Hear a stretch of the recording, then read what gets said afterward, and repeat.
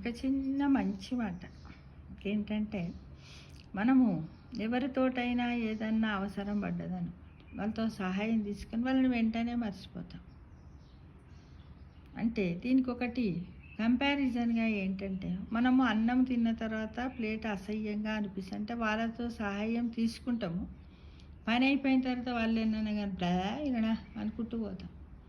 అంటే అన్నము తిన్న తర్వాత ప్లేట్ అసహ్యంగా అనిపిస్తుంది అంటే అవసరం తీరాక మనిషి కూడా అంతే అని అనుకుంటారు కొందరు. కానీ అందరు అలా అని కాదు. కానీ ఒకటి జ్ఞాపకం ఉంచుకోండి, ఆకలి మళ్ళీ వేస్తుంది, అవసరం మళ్ళీ వస్తుంది అని గుర్తుపెట్టుకోవాలి మిత్రమా.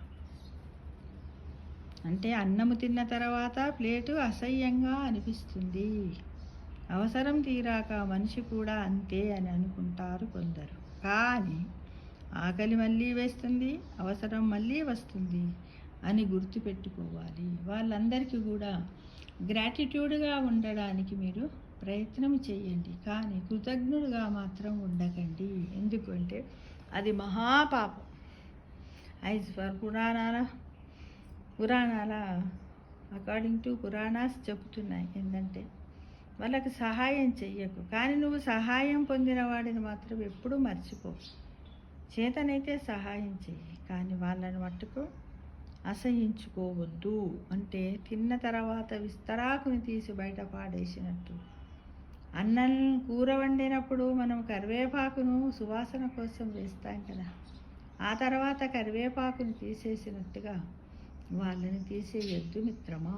ఎందుకంటే ఆ కరివేపాకు ఆ కూరలో ఉండి నీకు సువాసననిచ్చింది, నీ ఆరోగ్యానికి కావలసినటువంటి విటమిన్ని కూడా ఇచ్చింది. కాబట్టి ఎవరైనా మనకి చేసినటువంటి ఆ సహాయంలో చక్కటి విటమిన్లు ఉండి ఆ ఒక్కరోజుతో అయిపోదు.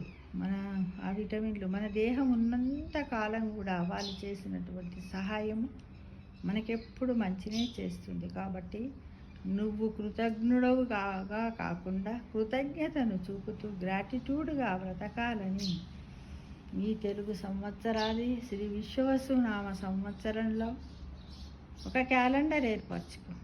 ఆ క్యాలెండర్ లోపల ఇది మొదటి అంశముగా చేర్చుకోవాలని ప్రతి ఒక్కరిని ఆశిస్తున్నాను. సర్వే జనా సుఖినో భవంతు.